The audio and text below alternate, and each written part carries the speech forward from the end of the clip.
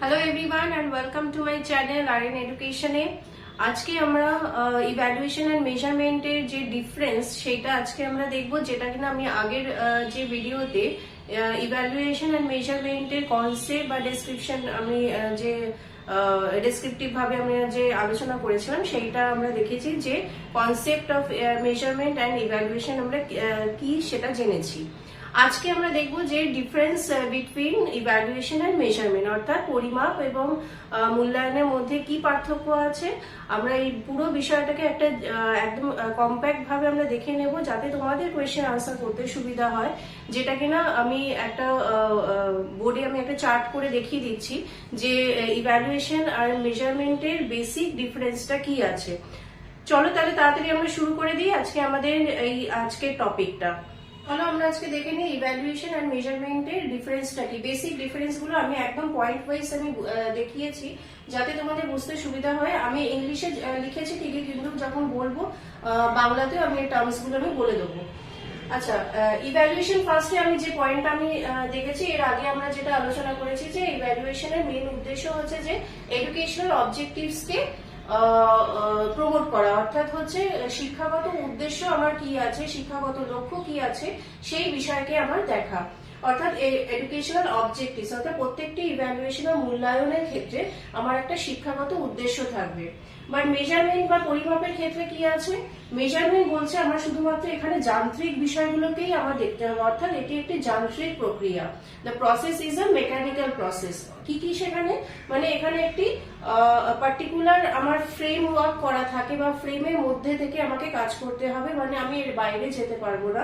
সেখানে আমি তাকে কিভাবে মেজার করতে পারবো, through by rating scale, through by grading, credit দেওয়ার মাধ্যমে বা স্কোরিং এর মাধ্যমে তাকে আমরা সেই নিউমেরিক্যাল ফ্যাক্টরে আমরা ফেলতে পারছি। অর্থাৎ তার মেজারমেন্টটা আমরা যখন জাজমেন্ট করব থ্রু দ্য নিউমেরিক্যাল প্রসেসের মধ্যে দিয়ে, যেটা আমি আগেও বলেছি যে it is a process of numerical ability বা নিউমেরিক্যাল বেসের উপরে ডিপেন্ড করে করা হয়।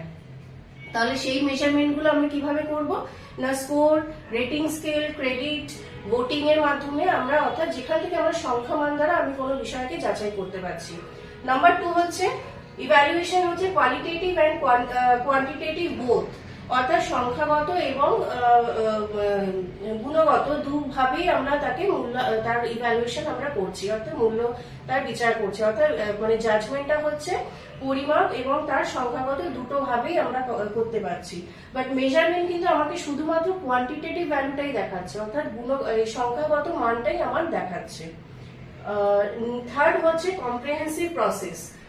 আচ্ছা, ইভ্যালুয়েশন হচ্ছে আমার একটা কম্প্রিহেন্সিভ প্রসেস, অর্থাৎ এটা হচ্ছে একটা সার্বিক ভাবে আমি তাকে কোনো বিষয়ের উপরে মূল্য যাচাই করছি। বা সেখানে মেজারমেন্ট হচ্ছে এটা একটা ন্যারো কনসেপ্ট, অর্থাৎ হচ্ছে এটা সংকীর্ণ ভাবে, অর্থাৎ আমার যখন যেরকম যেটুকু প্রয়োজন সেই নির্দিষ্ট সময় অন্তরের মাধ্যমে মধ্যে বা নির্দিষ্ট সময়ের মধ্যে আমাকে ওইটুকু বিষয়ের মধ্যে আমার তাকে ভ্যালু জাজমেন্টটা করতে হচ্ছে। অর্থাৎ একজন শিক্ষার্থী সে কতটা কোনো বিষয়কে, ধরা যাক বাংলা কিংবা ইংলিশ কোনো বিষয়ের মধ্যে সে কতটা তার স্কোরিং লেভেলকে আপগ্রেড করেছে সেই বিষয়টাকেই আমি জানতে চাইছি, সেই বিষয়টার উপরেই আমি গ্রেডিংটা দিতে পারবো। তার অন্য কিছু আমি আর দেখছি না, অর্থাৎ তার আচরণগত বিষয়কে আমরা দেখছি না, তার মেন্টাল স্টেবিলিটি সম্পর্কে আমরা দেখছি না, ভার্বাল কমিউনিকেশন সম্পর্কে দেখছি না, তার ফিজিক্যাল মেন্টাল এই বিষয়ের যে আদার্স যে আসপেক্ট গুলো আছে সেই বিষয়টা আমরা দেখছি না। শুধুমাত্র কি দেখছি, সে কতটা স্কোর করছে, কতটা গ্রেড করছে সেই বিষয়, অর্থাৎ নিউমেরিক্যাল কোয়ান্টিটির উপরেই তাকে আমরা জাজ করছি। নাম্বার 4 হচ্ছে কন্টিনিউয়াস প্রসেস। এটা আমি যখন আলোচনা করেছিলাম তখন আমি বলেছিলাম যে ইভ্যালুয়েশন হচ্ছে একটি সার্বিক বা ব্যাপক প্রক্রিয়া, অর্থাৎ এটা হচ্ছে কন্টিনিউয়াস প্রসেস, মানে নিরবিচ্ছিন্ন প্রক্রিয়া, মানে এটা আমার থ্রু আউট বলতে পারো লাইফ এটা আমার চলতে থাকবে। ইভ্যালুয়েশন কোনো একটা টাইমে গিয়ে বন্ধ হয়ে যাবে না, সেটা মানুষ যত বয়স বাড়তে থাকবে বা সময় যত বাড়তে থাকবে ইভ্যালুয়েশন প্রসেসটাও সেইভাবেই চলতে থাকবে, এটা কখনো কোনো সীমাবদ্ধতা নেই। বাট ইভ্যালুয়েশন কি বলছে, it is a simple process, কারণ এটা হচ্ছে পার্ট অফ ইভ্যালুয়েশন, অর্থাৎ হচ্ছে ইভ্যালুয়েশন হচ্ছে যে মেজারমেন্ট হচ্ছে যে ইভ্যালুয়েশনের এটা একটা পার্ট, যে আমি কোনো শিক্ষার্থীর সে কতটা শিক্ষাগত দিক দিয়ে কিংবা মানসিক দিক দিয়ে সে কতটা আচরণে বা বিহেভিয়ার ডেটা আমি তার চাইছি, বা বিহেভিয়ার সে আচরণের দিক দিয়ে সে কতটা উন্নত করতে পেরেছে, সেই বিষয়টাকে যখন আমরা যাচাই করতে চাইছি তখন আমরা এই বিষয় আমরা সেই মেজারমেন্টটুকুই আমরা নিচ্ছি, অর্থাৎ এটা হচ্ছে ইভ্যালুয়েশনের একটা পার্ট। নেক্সট হচ্ছে it is a complex process, অর্থাৎ এটা হচ্ছে ইভ্যালুয়েশন হচ্ছে অত্যন্ত একটি জটিল প্রক্রিয়া, যেখানে কিনা অনেক কিছু ডোমেন এখানে কাজ করে, অর্থাৎ এখানে আমাকে অনেক কিছু আসপেক্ট আমাকে দেখতে হচ্ছে, যেখানে একজন শিক্ষার্থী বা একজন ব্যক্তি হিসেবে তার সমস্ত আচরণের দিকগুলো আমাকে যাচাই করতে হচ্ছে, এবং সেটা অনেক সময় সাপেক্ষ, যেটা একদিনই তো একটা মানুষের পার্সোনালিটি বিহেভিয়ার কি আছে সেই সম্পর্কে জানা সম্ভব নয়, সুতরাং তার উপর একটা কেস স্টাডি করতে হবে, অর্থাৎ এই প্রত্যেকটা ডোমেন আমাকে দেখতে হবে, প্রত্যেকটা ফ্যাক্টর আমাকে দেখতে হবে, তো এই আসপেক্ট গুলো দেখার জন্য আমার টাইমও অনেক বেশি লাগছে, সুতরাং এর জন্য এটা একটা সময় উপযোগী, মানে এটা একটা time consuming and it is a complex process. But সেক্ষেত্রে দেখতে গেলে মেজারমেন্ট হচ্ছে আমার সিম্পল প্রসেস, অর্থাৎ এটা খুব কম সময়ের মধ্যে কম নির্দিষ্ট একটা টাইমের মধ্যে একটি নির্দিষ্ট স্থানে আমি খুব সহজে এই বিষয়ে আমরা নিউমেরিক্যাল ফ্যাক্টর বার করে নিতে পারি। নেক্সট হচ্ছে evaluation is the cover all the 3 domain, যেটা আমি আগেও বললাম যে ইভ্যালুয়েশন টেকনিক হচ্ছে আমার একজন ব্যক্তির ক্ষেত্রে তার শিক্ষাগত, তার অর্থাৎ এডুকেশনাল, ফিজিক্যাল, মেন্টাল, সোশ্যাল, অর্থাৎ সামাজিক, দৈহিক, মানসিক সমস্ত দিকে তার বিকাশ কতটা উন্নত হচ্ছে, তার শারীরিক বিকাশ কতটা হচ্ছে, তার অলরাউন্ড ডেভেলপমেন্ট কতটা হচ্ছে, সেই বিষয়গুলোকে তুলে ধরছে, অর্থাৎ সেই বিষয়গুলোকে আমরা খুব সহজেই জানতে পারছি। বাট মেজারমেন্ট কি করছে, এখানে আমার কগনিটিভ আসপেক্টটা শুধু দেখাচ্ছে, অর্থাৎ তার সংখ্যামান দ্বারা আমরা তার বিচার করতে পারছি যে শিক্ষাগত দিক দিয়ে, মানসিক দিক দিয়ে সে কতটা স্কোর করতে পারছে, অর্থাৎ এটা কগনিটিভ আসপেক্টই শুধু এখানে বলছে। নেক্সট আছে ভ্যালু জাজমেন্ট প্রসেস। আচ্ছা, ভ্যালু জাজমেন্ট প্রসেস আমি এটা আগে বললাম যে মূল্য বিচার করে প্রক্রিয়াকে আমরা সেভাবে তুলে ধরবো যখন আমি তার সামগ্রিক বিচার আমি করতে পারছি, অর্থাৎ সামগ্রিকভাবে তার ভ্যালুটাকে আমরা বার করতে পারছি, সে কতটা কোনো বিষয় থেকে কতটা পারদর্শিতা অর্জন করেছে, কিংবা সে করতে পারছে না, বা তার ভুল ত্রুটিগুলো কোথায় কোথায় আছে সেটাকে রেকটিফাই করে নতুন ভাবে তাকে তৈরি করা, এই সমস্ত বিষয়কে আমরা জাজ করতে পারছি। নেক্সট ক্ষেত্রে মেজারমেন্টে আসছে কি data with criteria norm only on educational, অর্থাৎ আমরা ডেটাটা আমাদের ক্রাইটেরিয়া অনুযায়ী আমরা পাচ্ছি। তথ্য, ডেটা বলতে গেলে এখানে তথ্যটা আমরা তখনই পাবো যে ক্রাইটেরিয়া বা যে নর্ম আমি বেঁধে দিয়েছি সেই নর্মের বাইরে আমি যেতে পারবো না। আমাকে যদি বলা হয় যে 10 নম্বরের মধ্যে আমার কোয়েশ্চেন করতে হবে, তার মধ্যেই একজন শিক্ষার্থীর কতটা এডুকেশনাল কোয়ালিফিকেশন সে ইমপ্রুভ করেছে, তাকে আমি কিন্তু 10-এর মধ্যেই আমার তাকে স্কোরিং করতে হবে, আমি কিন্তু সেখানে 20 বা তার বেশি আমি দিতে পারবো না। তার মানে কি আমাকে ওই 10-এর মধ্যেই আমাকে তার স্কোরিং করতে হচ্ছে, তার গ্রেডিং করতে হচ্ছে।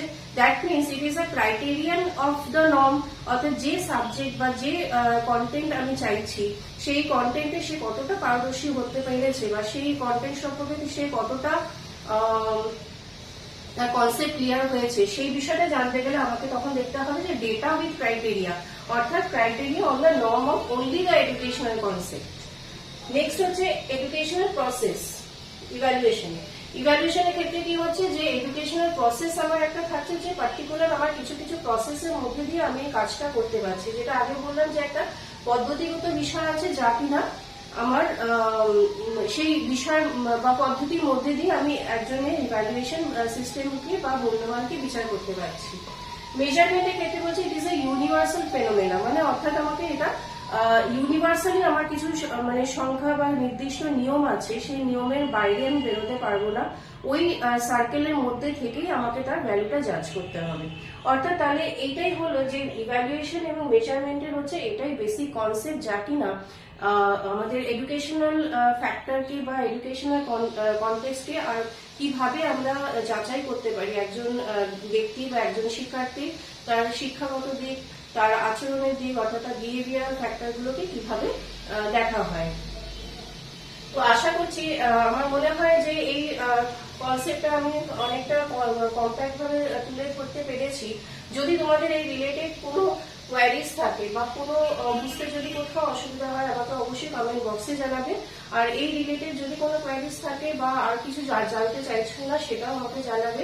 আর এই টপিক সংক্রান্ত এর আরো ছোট ছোট কিছু বিষয় আছে, আমি নেক্সট ভিডিওতে আমি চেষ্টা করবো নিয়ে আসার। তোমাদের এই টপিকটা মূলত যেটা ইভ্যালুয়েশন এন্ড মেজারমেন্টের যে টপিক আছে সেই টপিকের মধ্যে কিন্তু এটা একটা কিন্তু খুব ইম্পর্টেন্ট একটা টপিক, যা কিনা তোমাদের মোটামুটি যে এক্সামস গুলো আছে যা তোমরা দিচ্ছ 4 ইয়ার সেমিস্টারে এডুকেশনে যারা আছো, এছাড়া পিজিতে যারা আছো অর্থাৎ মাস্টার ডিগ্রি যারা করছো, নেক্সট সেট তো আছে, সেখানে তোমরা এই টপিকটা কিন্তু খুবই ইম্পর্টেন্ট। এই টপিকটা খুব রেগুলারলি আসে, তো এই ডিফারেন্সটা একটু খেয়াল রাখবে, দেখে রাখবে তোমাদের কনসেপ্ট ক্লিয়ার করার জন্য। আশা করি ভিডিওটা তোমাদের ভালো লেগেছে। আর ভিডিও যদি ভালো লেগে থাকে ভিডিওকে অবশ্যই একটা লাইক, শেয়ার এন্ড সাবস্ক্রাইব করে দিও। আর যদি কোনো কমেন্ট থাকে আমাকে অবশ্যই সেই ফিডব্যাকটা জানাবে, আমি অপেক্ষায় রইলাম তোমাদের ফিডব্যাকের জন্য। So thank you, thanks for watching.